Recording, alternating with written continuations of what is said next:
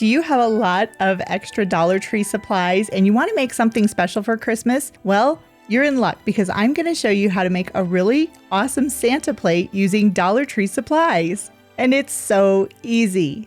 It all just goes away. The things I plan to say. Oh, baby. First, I'm starting off with this Dollar Tree pizza pan. This one is not in the best shape, but it'll work.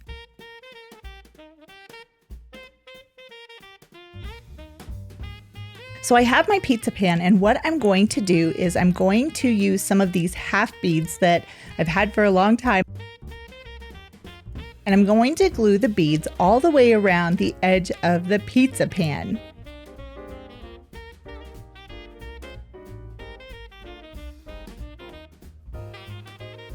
Now, once I find the beads that are all the same size, I'm going to use some E6000 and I'm going to glue these all the way around that rim of the pizza pan. It's always fun to come up with an idea of something really unique that you can make using stuff that you already have.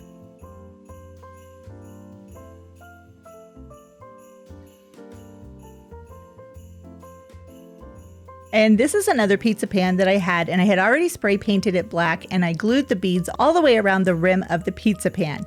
And then I came back with some ivory colored acrylic paint that I had added in some baking soda to give it some texture. I don't want this to look like a pizza pan, and adding in that extra texture with the baking soda really helps the paint to stick to whatever project it is that you're doing. And I have two different colors between the beads that are plastic and also the black spray paint. And this ivory color paint is just going to be the base coat for my project. And I also found that by pouncing my paintbrush onto the surface, it gave a little bit of extra texture, which is the look that I'm really going for with this project.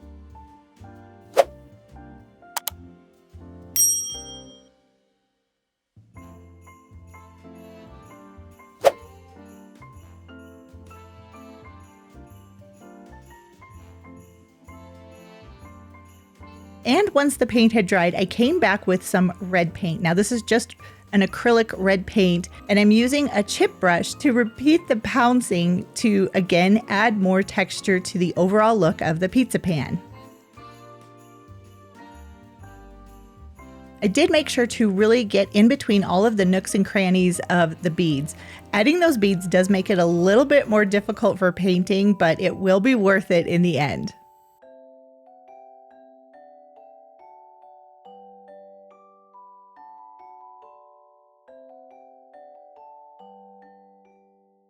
And even looking at this pizza pan right now, I'm thinking this is so pretty, and I'm having other projects dance through my head right now thinking of what I could do with this beaded edge pizza pan.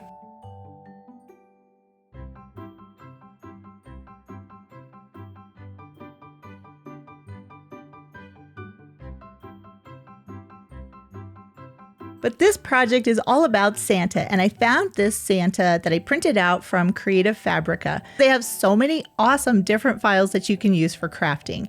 And I printed the Santa on regular copy paper, and then I cut Santa out. And I didn't do it perfectly. There's still a little bit of white around the edges, but I just wanted the Santa cut out.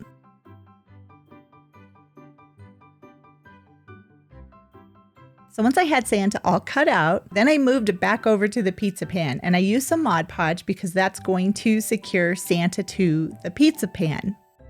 I wouldn't say it's a generous coat of Mod Podge, but I just want to have it act as a glue with the Santa.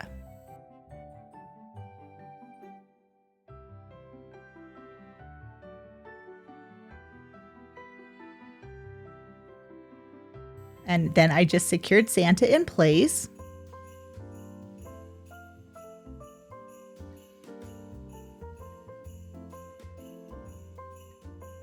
And I used a little more Mod Podge to really secure the edges of the Santa cutout onto the pizza pan.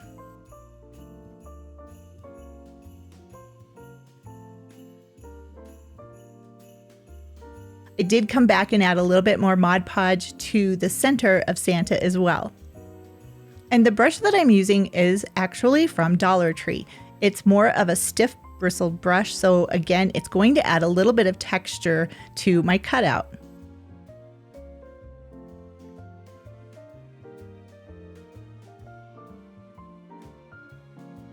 Then I went ahead and added Mod Podge to the rest of the pan. I also did the Mod Podge around the raised edges of the half beads. Once it was dry, I came back with some black paint and I outlined the Santa cutout. Again, I wasn't going for perfect. I just wanted to cover up any of the white edges of the copy paper.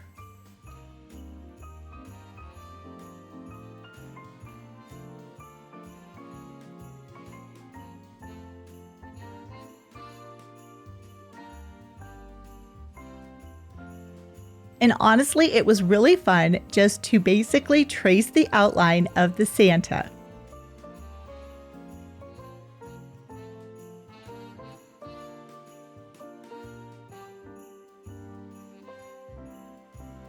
I also went back in any of the lines that were in his beard or in his hat. I went over those with the black paint as well.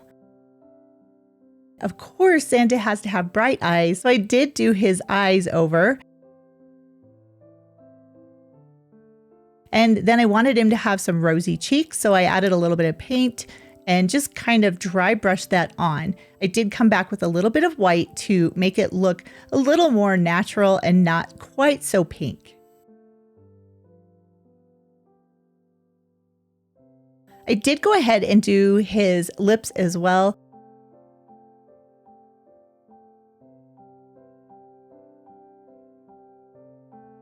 And once the black paint on his eyes had dried, I came back with some white and just added some catch light to his eyes.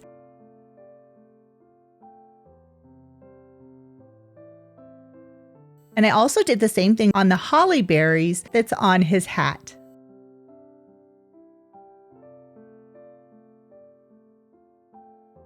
I came back with some green paint, and the holly leaves, I just added a little bit more green to them.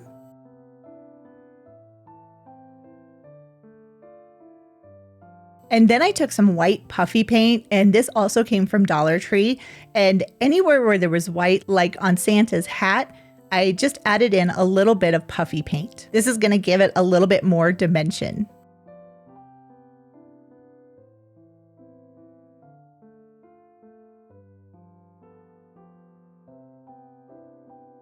And while I was doing the white of his hat, I thought it would be fun to also do his mustache, his eyebrows, and even his beard. The white puffy paint definitely gives a little bit more texture, and it seems like the more texture that you add to a project, to me, it seems like it just elevates the look. So on the beard, I just added some squiggles and some different lines to give it a little bit of something extra. Next, I came back with some gold rub and buff, and using a small chip brush, I just highlighted all of the beads around the outside of the pizza pan.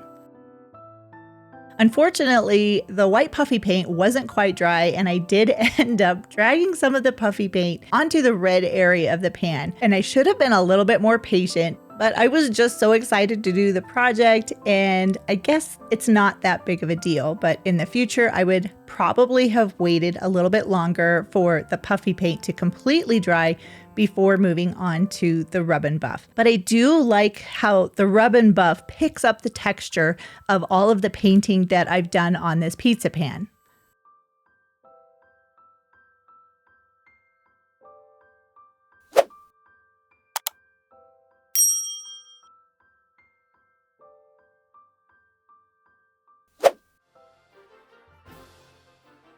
And here is my finished Santa. Oh my goodness, I am so excited about this project. This was so easy to do, and it was so much fun. I love all of the texture on the pan as well as the different colors on the Santa.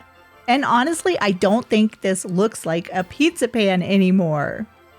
And there's still time to craft for Christmas, so I hope I've inspired you to look through the stash in your craft room and see what you can come up with to add a little bit of extra Christmas cheer to your home decorating this year. Happy crafting!